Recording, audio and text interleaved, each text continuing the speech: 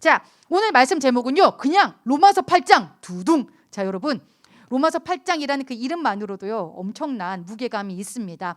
어떤 신학자들은요, 이 성경 한 전체를 다 이해하기 어렵다고 그러면 로마서 8장만이라도 이해해 라고 할 정도로요, 로마서 8장은요 너무나도 중요한 복음의 핵심, 그리고 우리 신앙인들을 향한 강력한 그런 어떤 신앙의 권고함이 들어있는 것이 바로 이 로마서 8장입니다. 그래서 신학교에서요 목사님들이 꼭 하는 것 중에 하나가요, 서울신학대학교의 그 정규과정 가운데에 신약개론을 배우는 목사님 전도사님들은 반드시 로마서 8장을 외워야 됩니다. 그래서 중간고사가 로마서 8장 외워서 쓰기입니다. 목사님이 이거 저기 뭐야 이렇게 학부 때도 하고 대학원 때도 하고 2번이나 외웠어요. 이렇게 8장을 그럼 토시 하나라도 틀리면 안 돼요. 이게 그 정도로 굉장히 중요하다라고 여기고 있고, 심지어 지금 유년부가 이거 외우고 있는 거 아시죠? 유년부가 자꾸 목사님 강조하게 되는데 그 정도로 여기가 엄청나게 8장 안에 읽기만 해도 놀라운 영적인 은혜와 그런 능력이 있다라는 것입니다. 그래서 그만큼 또 잘 안 들어오기도 해요. 이상하게 영적인 것들은 자꾸 튕겨져 나가거든요. 그래서 여러분 정신 바짝 차리고 빼앗기지 않도록 한번 로마서 8장 가운데 집중해 보기 바랍니다. 한번 볼게요. 한 줄 한 줄 쪼개서 볼 테니까 펜 들고, 자 허리 펴고 어깨 펴고 고개 들고, 그리고 우리 한 절 한 절 한번 집중해서 이게 무슨 말씀인지 보도록 합시다. 1절 다 같이 읽어볼까요? 시작. 그러므로 이제 그리스도 예수 안에 있는 자에게는 결코 정죄함이 없나니. 그러므로 우리 지난주 역시 기억하고 있나요? 그죠? 율법, 나, 그리고 예수님의 관계에 대해서 얘기한 다음에 결국 사도 바울도, 그 대사도 바울도 오호라 나는 공고한 사람이야. 알지. 그럼에도 불구하고 나도 안 되더라고. 나 비참하게 됐어. 왜? 자꾸 죄 가운데 빠져. 자꾸 그 육신의 습성 때문에 내가 자꾸만 넘어지는 거야. 이게 무슨 말인가요, 여러분? 이미 해방시켜 줬다고 하는데도요. 그 조선시대 여러분 이제 그 노비제도가 이제는 그게 이제 딱 마무리가 되어졌잖아요. 노비들을 다 해방을 시켜줬대요. 그런데 이 노비들이 그 노비의 습성이 남아 있는 거예요. 그래서 옆에는 양반이 자기도 모르게 돌쇠가 보고 싶어서 돌쇠야 그러면은 이미 해방돼서 노예 신분이 아닌데도 불구하고 이 돌쇠가 몸이 움직이는 거예요. 얘 마님 하고 쫓아가더라는 거예요. 이게 즉 뭐예요? 이미 해방돼서 그럴 필요가 없는데 내 몸이 자꾸만 죄의 습성을 기억하더라. 그래서 지금 사도 바울이 뭐래요? 오호라 나는 공고한 사람이야. 비참해. 여러분도 마찬가지죠. 하나님이 다 하나님의 자녀야. 너네 이제 죄에 빠질 필요 없어. 나를 믿고 나를 따라와 했는데도 불구하고 자꾸만 죄 가운데 빠지고 자꾸만 죄의 유혹에 자꾸만 내가 넘어지더란 말이죠. 아휴, 누가 나를 건져내랴. 나 그 마음 이해해. 하지만 25절 우리 주 예수 그리스도께 감사하다. 즉 우리 안에 은혜가 있다. 그러므로, 그래서 8장은요, 그러므로 우리가 비참하지만, 우리가 죄된 습성이 그러하지만 우리를 구원해 주셨어. 그러므로 소망이 있어. 그래서 우리로 하여금 구원됨의 어떤 영광, 구원됨의 은혜, 구원됨으로 받는 우리 안에 어떤 영적인 유익함을 나타내는 게 바로 이 로마서 8장입니다. 구원받았어? 그러면 너 이렇게 살면 돼. 구원받았어? 너에게 이런 유익함이 있어. 그러므로 이제 동그라미 빡빡, 이제 now예요. now. 성경은요 지금이라는 것을 굉장히 강조합니다. 지금 믿느냐? 주님께서 막 우리에게 무슨 물으시는 그런 어떤 사복음서에 부르셨습니까, 여러분? 네가 지금 믿느냐? 네가 지금 어디 있느냐? 지금이라는 것이 굉장히 중요한데요. 이제 여러분 그리스도 예수 안에는 자기는 결코 정죄함이 없나니. 정죄함 단어가 어렵죠? 계속 정죄하는데 정죄가 뭐야? 여러분 그죠? 정죄 한번 네모칸 쳐보세요. 헬라어로요 카타크리마. 여기서 나온 영어 단어가 크라임이에요, 여러분. 그래가지고요 이게 범죄.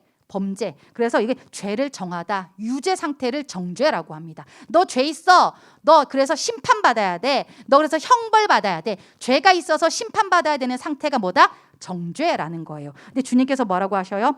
너네 이제 더 이상 죄 있다고 하지 마. 왜? 그 근거가 뭐야? 2절 이는 그리스도 예수 안에 있는 생명의 성령의 법이 죄와 사망의 법에서 너를 해방하였습니다. 즉 뭐예요, 여러분?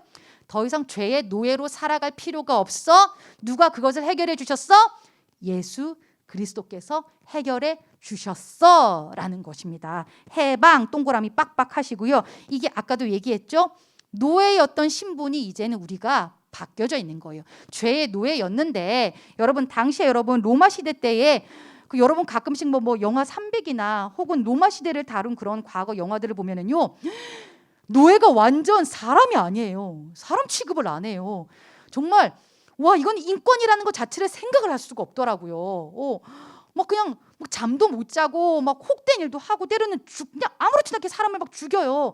노예라는 존재가 굉장히 이렇게 비참하게 된 상황이었는데 예를 들어서 그거예요, 여러분. 그런데 이제 뭐 황제가 지나가다가 너무 일을 잘하고 너무 성실하고 너무 싹싹한 어떤 노예를 만났는데 너무 사랑스러워서 얘를 그냥 내 자녀를 삼고 싶은 거야. 그래서 너 이제부터는 거기 있지 말고 우리 황궁에 내 양자로 들어와. 만약에 말이에요, 이런 상황이에요. 황제가요, 이 노예로 상태로 있던 이 친구를요 자신의 아들을 삼아 버렸는데, 그렇게 되어지면 더 이상 이제 이 친구의 삶은 어떻게 되는 거예요? 노예로서의 삶을 살아갈 필요가 있다 없다? 없다. 더군다나 예전에 자기 주인한테 이렇게 껍벅해서 인사할 필요가 있다 없다? 없다라는 거예요. 왜? 신분이 바뀌었으니까. 노예에서 노예가 아니라 노예에서 뭐 왕의 자녀가 되었으니까. 그렇죠? 이건 엄청난 신분 상승이죠. 변화가 아니에요. 수평적 이동이 아니라 완벽한 그냥 본질이 바뀌는 거예요. 노예에서 왕의 자녀로. 에이, 말도 안 돼. 그랬는데 그 말도 안 되는 사건이 지금 로마서 8장 그리고 우리의 삶 속에 일어났다라는 거예요. 죄의 노예로 그렇게 막 질질질 끌려갈 필요 없어. 넌 이제 해방되었어. 단순한 해방이 아니라 이젠 신분이 바뀌어. 나중에 로마서 8장 중반부에 나오지만 넌 이제 양자다 그래요. 양자의 영을 받았다. 즉 하나님의 아들이라 그랬어요. 우리를 예수님하고 동급 취급해 주신 거예요. 누가? 하나님이요. 너 이제 왕의 자녀야. 왕의 자녀. 신분이 바뀌었어. 그러니까 이제는 너 사고를 달리해야 해 라고 하는 것이죠. 과거 우리도 보면 우리나라에도 보면은요 양자 제도가 있었어요. 지금도 있는 것 같죠. 그 이승만 대통령이라고, 이승만 대통령 너네 알고 있니? 너네 그런 어떤 국사나 역사 속에 가끔씩 등장하신 우리 초대 대통령이야. 그리고 상해 임시정부에 있을 때 그 정부를 다스리던 그런 대통령이기도 했는데, 이 이승만 대통령에게는 양자가 있었어요. 특별히 좀 유명하신 분의 이인수 박사님이라고 있어요. 크리스찬이시기도 한데 목사님도 자세히는 잘 알지 못하지만 그 이인수 박사님이 이승만 대통령의 양자로 들어갔을 때 그런 고백을 했다 그래요. 제가요 이제는 대통령의 아들이 신분으로 바뀌어졌습니다. 그래서 그분의 어떤 허락하신 그 자리에 제가 누가 되지 않게 정말로 그러한 삶을 살아드리고 싶어요 라는 고백을 했다라는 거예요. 양자는 양자인데 아버지가 누구냐에 따라서 나의 삶의 태도와 가치관 자체가 달라지는 거예요. 그리고 양자로 들어가게 되어지면 로마 시대 어떤 법이 있었냐면요, 그 아무리 그 양자의 그 빚이 많더라도요 그 모든 빚을 아버지가 탕감해 주는 법이 있었어요. 또 하나의 유익, 이 양자는요 아무리 양자라고 하더라도요 아들로 이렇게 상속권이 아들로 되는 이상 이 아버지의 뭘 받게 되느냐? 그 모든 유산을 상속받게 되어져 있었어요. 혜택이 엄청나게 크죠. 그렇죠? 내 모든 과거를 다 청산해 줄 뿐 아니라 아버지의 그 모든 좋은 것들을 다 상속할 수 있는 엄청난 큰 은혜를 누리는 것이 양자의 특권이었다. 그런데 그 양자의 특권을 일컬어서 오늘 로마서 8장에서 얘기를 하고 있어요. 너네가 그 왕의 아들의 특권을 입었다라는 거예요. 해방되었다라는 거예요. 그러니까 더 이상 그렇게 막 찌질하게 죄의 노예로 과거를 답습하면서 살아가지 말아라 라고 얘기를 하고 있는 것이에요. 자, 3절 4절 우리 다 같이 한번 읽어보도록 하겠습니다. 시작. 율법이 육신으로 말미암아 연약하여 할 수 없는 그것을 하나님은 하시나니 곧 죄로 말미암아 자기 아들을 죄 있는 육신의 모양으로 보내어 육신의 죄를 정하사 육신을 따르지 않고 그 영을 따라 행하는 우리에게 율법의 요구가 이루어지게 하려 하심이니라. 아멘. 말이 굉장히 어렵지만 결국 이거예요. 율법이 육신으로 말미암아 연약하여 할 수 없는 그것 밑줄 쫙, 이거 우리가 계속해서 배우는 거죠. 그렇죠? 율법이 우리한테 가르쳐주는 건 뭐다? 야, 나 죄인이구나. 그리고 결국 뭐다? 나 지켜낼 수 없다. 육신을 입은 이상 도저히 못 지키겠어. 야, 이거 도저히 안 돼. 도저히 안 돼. 우리는 그렇죠. 아침에 몇 시까지 일어나야지. 이것도요. 뭐 매번 그렇게 결심이 끼워지는 게 어떤 나의 모습이다라는 거예요. 그렇죠? 뭐 다이어트 성공 잘하십니까, 여러분? 다이어트는 정말 결심이 너무나도 쉽게 무너져요. 우리는 그냥 나 자신과의 약속 하나도 지켜낼 수 없는 그런 연약하고 비루한 존재. 율법이 육신으로 말미암아 연약할 수 없는 그것을 이제는 누가 하신대요? 하나님이 하신다는 거예요. 그러고 나서는 하나님께서 죄를 정하사, 밑줄 짝, 죄를 정하사. 여기는 아까 그 정죄함이 명사였다면요, 이 정하사는 동사로 표현되어져 있어요. 즉 뭐다? 죄가 있었는데 그 죄가 누구한테 부담되어진 거예요? 이제는요, 예수님한테로 넘어갔다라는 거예요. 예수님이 컨뎀드 당했다라는 거예요. 예수님이 대신해서 심판 당해주시고 예수님께서 그 죄값을 치러 주셨다라는 거예요. 그렇기 때문에 4절 육신을 따르지 않고 그 영을 따라 행하는 우리에게 율법의 요구가 이루어지게 하려 하심이니라. 율법의 요구 밑줄 쫙. 율법이 요구하는 건 뭐예요? 결국 온전함이죠. 온전함이죠. 그리고 그 율법의 내용 즉 뭐예요? 결국 하나님 사랑과 이웃 사랑으로 가게 되어지는 율법의 내용이 그것이 온전하게 이루어지는 것이 결국 율법의 형식이 아닌 누구를 통해서? 예수 그리스도를 통해서 이루어진다라는 거예요. 예를 들어 볼까요? 작년에 여러분 우리 싱어게인이라는 그런 프로그램이 있었어요. 그렇죠? 거기 우리 풍동의 자랑 누굽니까 이름? 그 이무진 씨? 그죠? 이무진 씨 풍동의 아들. 우리 혹시 거기 선배 있을 거예요. 여기 후배 선후배들 다 있을 건데 그죠? 이무진 씨가 그 목소리가 너무 미성이고 그리고 특별히 이재철 목사님 아들 이승윤 씨. 우리 또 기독교의 자랑 이승윤 씨. 그 모든 분들이 이렇게 싱어게인을 통해서 나왔는데 목사님 이렇게 싱어게인을 탁 보다가 특별한 제도 한 가지를 발견했어요. 딱 봐도 실력이 좀 떨어져요. 좀 모자라요. 그래가지고 다 떨어뜨렸는데 잠깐만요 하고 딱 누군가가 이거를 써요. 그게 혹시 무슨 제도였는지 기억하고 있습니까? 그 한 사람이 만약에 모두가 떨어졌음에도 불구하고 한 명의 심사위원이 이 특별한 카드를 사용하면은 이 사람에겐 다시 한번 기회가 주어지는 거예요. 그게 뭔가 봤더니 슈퍼 어게인이더라고요. 슈퍼 어게인. 이름도 참 잘 정해놨어요. 슈퍼 어게인. 정말 다시 한번 딱 봐도 좀 부족해 그랬는데 한 심사위원은 이 사람 안에 있는 뭔가 간절함, 절박함 혹은 가능성을 보는 거예요.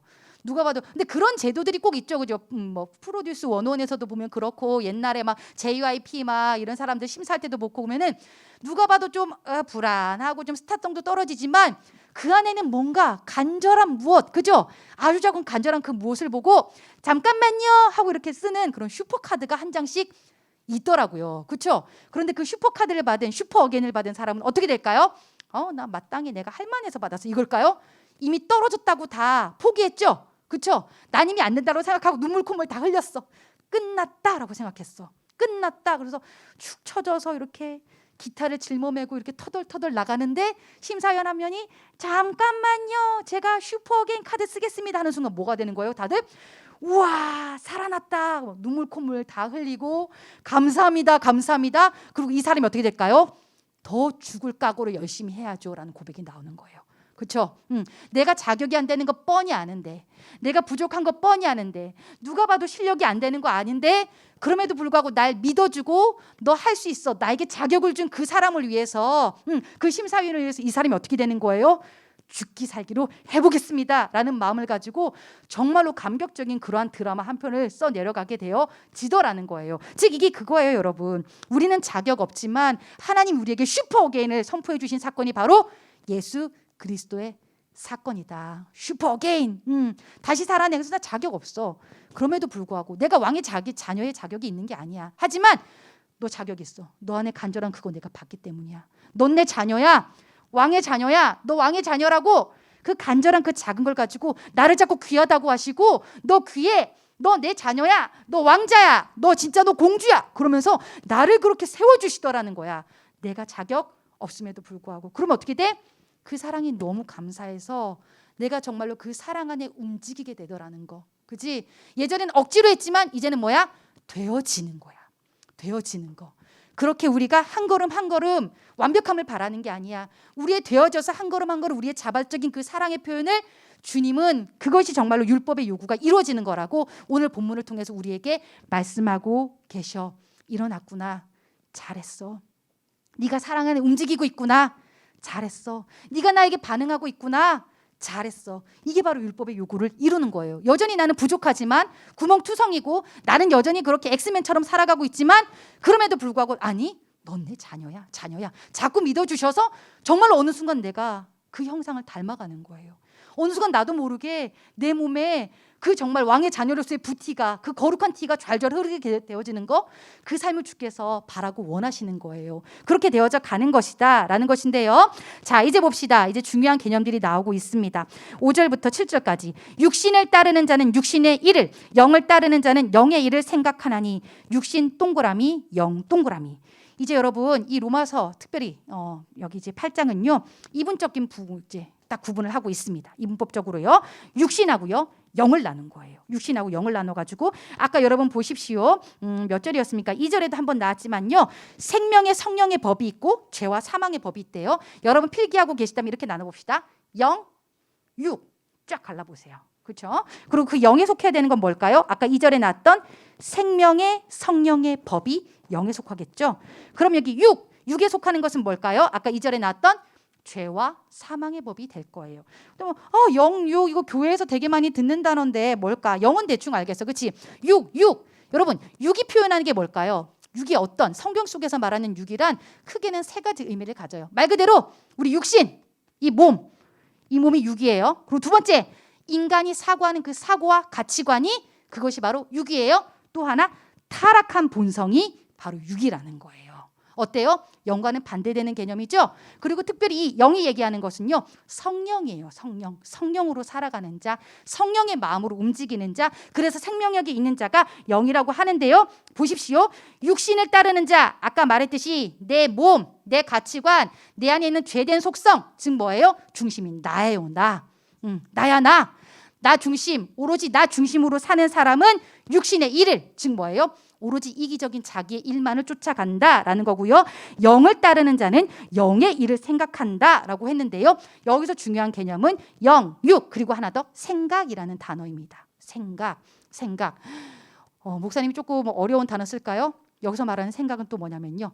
실천적 지성입니다. 이거 어려워라. 그죠? 실천적 지성. 즉 뭐예요? 우리의 생각이 말이 되어지고요. 이 말하는 것이요. 결국 행함으로 우리를 실천하게 만든다라는 것이에요. 심리학자들이 분석을 했는데 인간은 하루 동안 2만 가지 정도의 개념을 생각을 하고 살아간다라는 거예요. 근데 그 2만 가지의 생각 중에 여러분이 주로 생각하는 그 생각의 내용은, 가장 많이 생각하는 내용은 무엇인가요? 근데 그 생각이 여러분을 만들어 간대요. 육신에 있는 사람은 육신의 것을 생각해요. 즉 뭐예요? 나.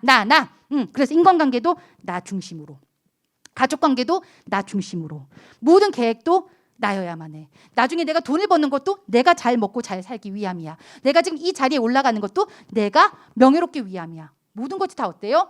그 모든 포커스가 나라는 거예요. 반면에 영의 일을 생각하는 사람은 뭘까요? 하나님이에요. 하나님. 그래서 옛날에 우리 목사님 그 젊었을 때 여기 이렇게 막 팔찌 같은 거 기독교 백화점에서 팔았어요. 혹시 우리 선생님들 그런 거 보셨나요? WWJD라고 써져 있었어요. What would Jesus do예요. What would Jesus do? 그래가지고 예수님이라면 어떻게 하셨을까라는 뜻인데요. 즉 뭐예요? 우리의 살면서 생각을 하되 어떤 생각을 하라? 예수님이라면 어떻게 하셨을까라는 것을 생각하라는 거예요. 생각. 그 2만여 가지의 개념 중에 여러분이 가장 많은 생각을 하고 있는 그것은 무엇입니까? 오늘 한번 점검해 봤으면 좋겠어요. 그 생각의 가장 많은 비율을 차지하고 있는 그것이 바로 지금 여러분의 정체성일 수 있다라는 것입니다. 목사님이 참 신기한 게 있었어요. 내가 겪어보지 않으면, 내가 진짜 생각하지 않으면 나는 전혀 움직일 수 없는 것들이 하나인데, 목사님이 예전에는요, 장애인 친구들한테 전혀 관심이 없었습니다. 근데 목사님 집에 진짜 장애가 있는 친구가 태어나니까 그때부터 목사님 눈에 뭐가 보일까요? 그때부터 장애인 친구가 보이더라고요. 그러면서요, 나는 전혀 이 교회 시설이나 어디 가나 학교 시설이나 뭐 그런 마트 시설에 관심이 전혀 없었는데요. 내 동생이 태어나고 보니까 그 모든 건물에 관심이 가는 거예요. 어떤 관심이 갔을까요? 생각하는 거예요. 점자가 어디 있을까? 통로가 안전할까? 장애인을 위한 배려시설이 되어 있을까? 그리고 내 동생을 보다 보니까 다른 장애인 친구들은 더 힘들겠다. 발달 장애인 친구들한테 관심이 가지고요. 그리고요, 진짜로요, 시청각 장애인들에게 관심이 가지는데요. 그렇다면 우리 교회 보자. 수화하시는 분들이 있을까? 혹은 화장실은 배려가 되어져 있을까? 그러고 나서 우리 통로나 이런 데 계단이 많으면 휠체어는 다닐 수 있을까? 뭐가 돼요? 생각이 되어지는 거예요. 그러면서 이제 뭐 하게 되어지는 거죠? 말로 표현하게 되어지는 거죠. 혹시 이러한 것들을 배려할 수 있을까요? 혹시 이러한 것들을 우리가 만들 수 있을까요? 이러한 것들을 준비할 수 있을까요? 뭐로 이어지는 거예요? 실천적 지성, 실천으로 이어지게 되어진다라는 거예요. 그래서 우리의 생각은요, 굉장히 중요해요. 내가 중심이 되어지는 그 생각은요, 그냥 나로 끝나요. 그리고 그 끝은 참으로 비참하지만 결국 사망이에요. 죽음이에요. 선한 것이 없어요.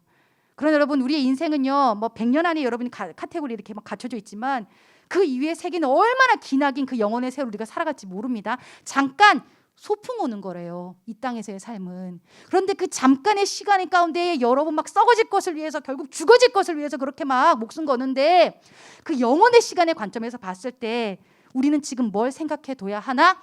여러분 좀 심각하게 고민을 해 보셨으면은 좋겠어요. 나의 생각이 대부분 지금 뭐가 되어져 있나?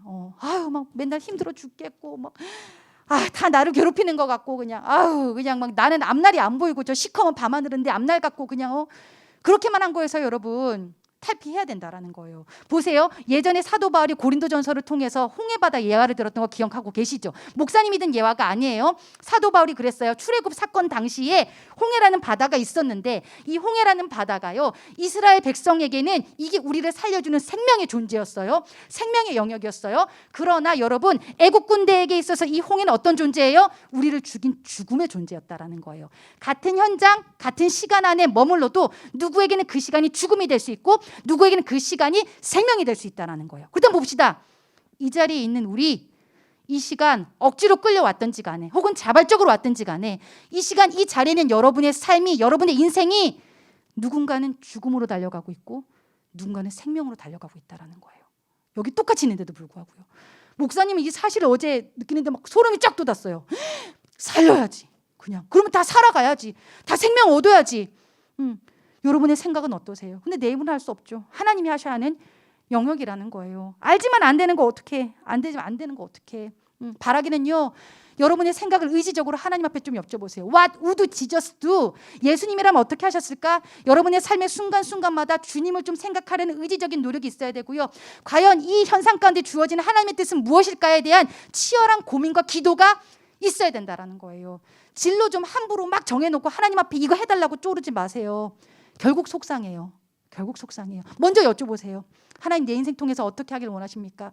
한 친구는 그래요. 에이, 하나님 뜻에 맞추려면 부자 되면 안 되는 거 아니에요? 좋은 대학 안 가? 아니, 그런 거 아니야. 제대로 살아내는 사람들은 오히려 더 훌륭해요. 진짜요.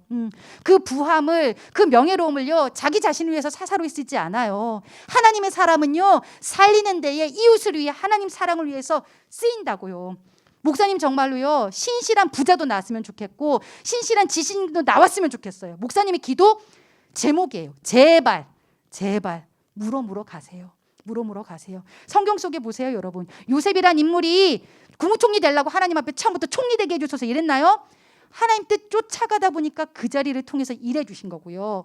여러분 그렇게 좋아하는 다니엘이란 인물, 그렇게 똑똑했던 다니엘이란 인물, 본인이 그렇게 막 명예롭게 해주세요, 저 똑똑하게 성공하게 해주세요, 그래서 성공했나요? 아니에요. 하나님 쫓아가다 보면 그 자리를 허락해 주시는 거예요. 근데 우리는 자꾸 막 잘 먹고 잘 살고 성공하는 데만 자꾸 육의 것에만 시선을 가지고 있는데, 시선을 바꿔라.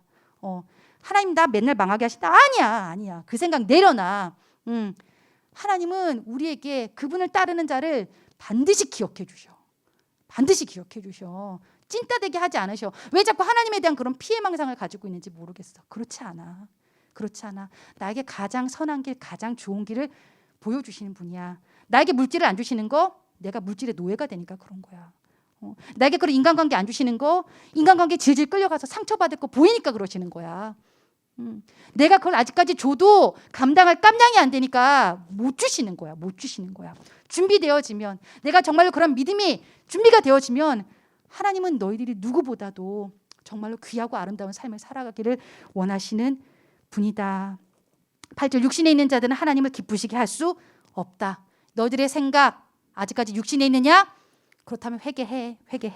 9절, 만일 너희 속에 하나님의 영이 거하시면 너희가 육신에 있지 않냐고, 영에 있나니 누구든지 그리스도의 영이 없으면 그리스도의 사람이 아니라. 자, 그리스도의 영, 이제 성령에 대한 부분이 나오고 있죠. 그렇죠? 육신에 있으면 하나님을 기쁘시게 할 수 없어? 그러면 어떻게 하지 하나님을 기쁘시게 할 수 있을까요? 이 질문이 나와야겠지. 그렇지? 즉 뭐야? 우리 안에 믿음이 필요한데, 이 믿음은 누가 주시는 거야? 결국 하나님의 영, 성령을 통해서 오게 되어 진다라는 것인데요. 성령의 사람의 특징, 그리고 혹시 그 성령이 왔음에도 불구하고 더 충만하길 원하는 친구들의 그런 간절한 특징은 뭐냐면요, 첫 번째, 성령 충만하려면, 믿음을 얻으려면 자기 부인이 일어나야 돼요. 나 중심으로 살았던, 내 고집대로 내 계획으로 살았던 그 모든 것들을 다 자꾸 내려놔야 돼요. 다 내려놔야 돼요. 그래서 우리 친구들 보니까 지난 시간 그 공과 나누고 보니까 자기 부인은 참 잘하더라고요. 목사님 저 아무것도 못해요. 저 진짜 그냥 무능해요. 저 연약해요. 근데 알아. 우리 연약하고 부족한 거 아는데 이제 거기서 끝나면 안 돼. 거기서 끝나면 바보지 바보. 근데 거기서 이제 뭐 해야 돼? 하나님의 것으로 채워야지. 나는 죽고 예수로 채워서 주님으로 살아가야지. 일단 기본적으로 좋은 현상이야. 나를 안다라는 거. 나의 무능함과 나의 엉터리 같음과 나의 부족함을 아는 것이 즉 뭐예요? 회개예요. 회개예요. 하나님 나 진짜 별거 아니었네요. 하나님 나 진짜 쓸모없었네요. 아무것도 아닌데 내 고집만 부렸네요. 내 자존심만 부렸네요. 그래서 어떻게? 이제는 정말 죄송합니다. 죄송합니다. 그리고 나서요 이제는요 하나님 앞에 자꾸 회개하고 죄송합니다. 나를 비우고 나를 내려놓고 내 계획 내려놓습니다. 내 고집 내려놓습니다. 내 감정 내려놓습니다. 그러면 그 자리에 거룩한 사고가 들어와요. 두 번째, 거룩한 생각이 들어온다. 거룩한 생각. 나만 알았던 내가요 자꾸 주변이 보여줘요. 목사님 그때 그랬죠. 하나님의 시선을 쫓아가게 된다고요. 그 하나님의 시선 끝에 뭐가 있어요? 영혼이 있어요. 내 영혼 상태도 보게 하시고 그리고 나의 어떤 사랑과 기도가 필요한 주변 지체를 향하여서 시선이 돌아가게 되어져 있어요. 나만 알던 인생이 누군가를 위한 값진 인생으로 바뀌어진다. 그리고 궁극적으로 뭐가 일어나더라? 변화가 일어나요. 목사님 물어볼게요. 여러분 작년보다 올해 여러분의 상태 변화되어졌어요? 나아졌어요? 그 어떤 긍정적인 변화라도요. 정말로요. 아니면 더 심해졌어요? 더 딱해졌어요? 그다음 어떻게 돼야 된다? 우리는 제대로 믿고 있지 못하다. 오늘 나의 목표는 그래도 어제보다 더 변화되어진 나여야만 한다. 그런데 내일을 알 수 없기 때문에 역시나 은혜를 구하는 거예요. 은혜를 구하는 거예요. 그래서 목사님 참 감사해요. 야, 나는 이렇게 소망이 없고 진짜 뭘 해도 안 되는데 그나마 무릎 꿇을 상대가 있는 그분이 하나님 되어주셔서 너무 감사하다. 주님, 저 진짜 소망이 없어요. 정말 안 돼요. 기껏 내물했더니 그 끝은 다 폐허였다. 그 무슨 시가 있죠, 그렇죠? 내가 가는 그 모든 장소가 폐허였다. 그 마음이 이해가 되어지더라고요. 와, 근데 거기부터 시작입니다. 그게 내가 부인되어지는 자리고 내가 회개하는 자리예요. 나 소망 없어요. 그래서 주님이셔야만 해요. 주님이셔야만 해요. 주님이 오셔가지고 그러냐? 그럼 너 지금 네가 집요하게 붙잡고 있는 그 꿈 내려놓을 수 있겠니? 물어보셔요. 내려놓을 수 있을까 나는? 너 지금 너가 세운 그 치열한 그 계획들 내려놓을 수 있겠니? 너 지금 그거 아니면 안 된다라고 간절하게 붙잡고 있는 그 관계 내려놓을 수 있겠니? 너 지금 24시간 내내 생각하고 있는 그거 너 네 손에서 지금 그거 내려놓을 수 있겠니? 물어보세요. 나 아직 멀었다라는 답이 나오겠죠? 그 마음 그대로를 또 주님 앞에 여쭙는 거예요. 주님 잘 안 돼요. 힘들어요. 괴로워요. 정직하게 뭐 있는 척 고상한 척 하지 말고 그래서 나는 주님이 필요해요. 주님 필요해요. 그렇게 묻고 가는 게 뭐다? 믿음이다. 그게 바로 믿음의 여정이다. 하나님 다 하신다. 이 시간 같이 기도하겠습니다.